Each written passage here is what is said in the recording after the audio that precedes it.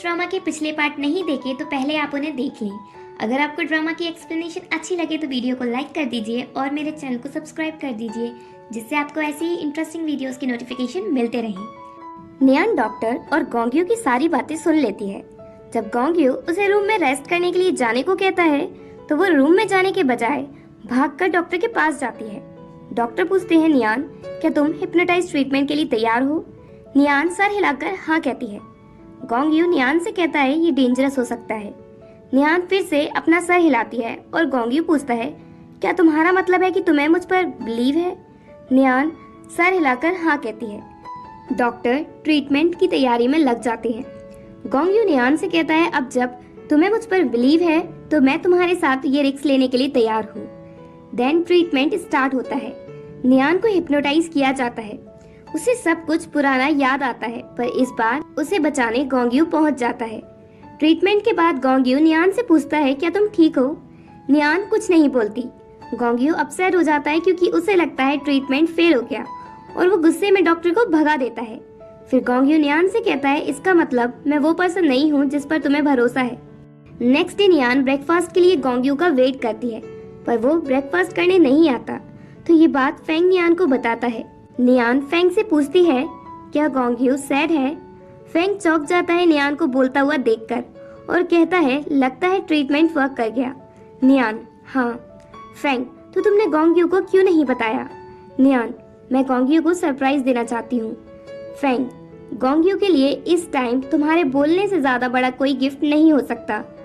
नियान Feng तुम अभी मेरे सीक्रेट के बारे में गोंग्यू को नहीं बताना। फेंग ठीक है। देन नियान अपने रूम में जाकर चिंचू को कॉल करती है।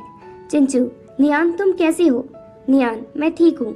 उसी टाइम रूम के बाहर से गोंग्यू निकल रहा था तो वो नियान को चिंचू से बातें करते हुए सुन लेता है और वो वहीं खड़ा होकर उनकी बातें सुनने लगता है। चिंचू नियान तुम कहाँ हो? मैं अभी तुमसे मिलने आ रहा हूँ। जब से मैंने तुम्हारी वो वीडियो देखी है मैं तुम्हारे लिए बहुत परेशान हो गया और मैं तुम्हें कॉल भी नहीं कर पाया क्योंकि मेरे डैड ने मुझे रूम में लॉक कर दिया था। नियान मैं बिल्कुल ठीक हूँ, तुम मेरी चिंता मत करो। चिंचू नहीं, मुझे अभी भी तुम्हारी चिंता हो रही है, तुम मुझे बताओ कि तुम कहाँ हो। नियान मैं गोंग्यू के घर पर हूँ। चिंचू क्या उसने तुम्हें फिर से किडनैप कर लिया? नियान नहीं ऐसा नहीं है, बल्कि इस टाइम तो वो मेरी केयर कर रहा है और उसने मेरी बहुत हेल्प की है। चिंचू ये सुनकर हार्ट ब्रोकन फील करता है और कहता है, उसने तुम्हारी केयर की, ठीक ही है क्योंकि वो मेरी तरह यूजलेस नहीं है, मैं तुम्हें कॉल तक नहीं कर पाया। नियान तुम ऐसा नहीं बोलो। चिंचू पूछता है, क्या तुमने मुझे कॉल कुछ बताने के लिए किया है? नियान हाँ मैं तुम्हें बताना चाहती हूँ, मैंने अपना डिसीजन ले लिया है, मैं गोंग्यू के साथ ही रहना चाहती हूँ। चिंचू नहीं ये नहीं हो सकता, क्या तुम अपना प्रॉमिस भूल गई कि हम हमेशा साथ रहेंगे? नियान मैं हमेशा तुम्हारी फैमिली रहूंगी।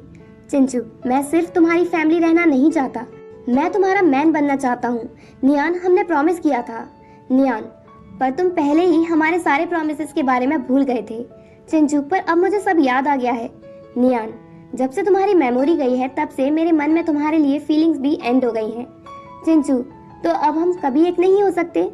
नियान मैंने सोच लिया है, मैं गोंग्यू के साथ ही रहूंगी और मुझे बिलीव है वो ही मुझे हैप्पीनेस दे सकता है।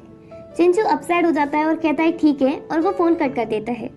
गोंग्यू रूम के बाहर खड़ा होकर उनकी बातें तो सुन ही रहा था, तभी नियान की नजर उस पर पड़ती है और वो पूछती है, तुम यहाँ क्या कर रहे हो? गोंग्यू स्माइल करने लगता है। नियान तुम मुझे वियर्डली क्यों देख रहे हो? गोंग्यू मुझे समझ नहीं आ रहा कि इस टाइम मैं खुश हूँ या गुस्सा, क्योंकि अब तुम बोल रही हो मैं बहुत खुश हूँ, पर तुमने मुझसे ये बात छुपाई और चिंचू से बात की, इसके लिए मैं गुस्सा हूँ। पर तुमने उसे बताने के लिए कॉल किया कि तुम मेरे साथ रहना चाहते हो, इसलिए मैं खुश हूँ। नियान तो तुम गुस्सा हो या खुश? गोंग्यू नियान को उठाकर बेड पर पुश करता है और कहता है, मैं बहुत खुश हूँ क्योंकि तुम मेरे साथ रहना चाहती हो। नियान पर अभी मैंने ये बात पूरी तरह सोची नहीं है, पहले तुम्हें मेरी 3 कंडीशंस माननी पड़ेंगी, तब मैं सोचूंगी कि मैं तुम्हारे साथ रहूं या नहीं। गोंग्यू क्या कंडीशंस हैं? नियान पहले हम 1 मंथ तक डेट करेंगे। सेकंड तुम मुझे कैजुअली टच नहीं करोगे। गोंग्यू टच क्यों नहीं करूंगा, तुम मेरी वुमेन हो। नियान नहीं। गोंग्यू तो मैं तुम्हारा हाथ तो पकड़ सकता हूँ ना? नियान हाँ ये हो सकता है। गोंग्यू तो किसिंग का क्या ख्याल है? नियान उसके लिए तुम्हें मेरी परमिशन लेनी पड़ेगी। और थर्ड कंडीशन ये है कि तुम अपने गुस्से को कंट्रोल करोगे, इनोसेंट लोगों को बेवजह नहीं हर्ट करोगे। गोंग्यू ठीक है, मैं तुम्हें प्रॉमिस करता हूँ कि मैं अपनी पूरी कोशिश करूंगा तुम्हारी कंडीशंस पूरी करने की, पर इस टाइम तुम मेरी सुनो।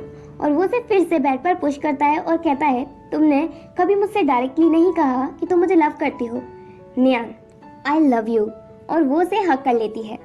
नेक्स्ट डे गोंगयू प्रेस कॉन्फ्रेंस रखता है और उस प्रेस कॉन्फ्रेंस में वो अपने साथ नियान को भी लेकर जाता है और सबके सामने अनाउंस करता है कि ये मेरी वुमेन है, इसलिए किसी के बीच थर्ड पर्सन नहीं हो सकती। नियान गोंगयू को रोकती है कि वो ज्यादा कुछ ना बोले। गोंगयू, तुम टेंशन नहीं लो, मैं सब हैंडल कर लूंगा। देन गोंगयू नियान को कहीं बाहर ले जाता है। वो थकी हुई होती है तो कार में ही सो जाती है। तभी उसे चिंचू का मैसेज आता है, तो वो मैसेज गोंगयू देखता है। चिंचू ने लिखा है, नियान मैं फ्रांस जा रहा हूँ स्टडी के लिए। आज दोपहर में मेरी फ्लाइट है, तो मुझसे मिलने एयरपोर्ट जरूर आना, क्योंकि लगता है मेरे पेरेंट्स मुझे कभी वापस नहीं आने देंगे। और अगर तुम मेरे साथ चलना चाहती हो तो ऑलरेडी मैंने तुम्हारे लिए भी टिकट ले लिया है। गोंगयू वो मैसेज को डिलीट कर देता है और फिर नियान को सिटी से बहुत दूर ले जाता है। नियान, तुम मुझे कहाँ ले जा रहे हो? गोंगयू, मैं तुम्हें अच्छी जगह ले जा रहा हूँ, वहाँ का व्यू तुम्हें बहुत अच्छा लगेगा। फाइनली वो उस जगह पहुँचते हैं। गोंगयू नियान को मीटियोर शावर दिखाने माउंटेन पर ले जाता है। नियान उसका सरप्राइज देखकर खुश होती है और पूछती है, तुम मुझे मीटियोर शावर दिखाने क्यों लाई? गोंगयू, प्रॉमिस की वजह से। 11 साल पहले मीटियोर शावर की वजह से मैं सारी रात माउंटेन पर वेट करता रहा, पर जिससे मैं मिलने वाला था वो नहीं आया। नियान, क्या एक्स गर्लफ्रेंड की बात कर रहे हो? गोंगयू, क्या फालतू बातें कर रही हो, तुम मेरा फर्स्ट लव हो।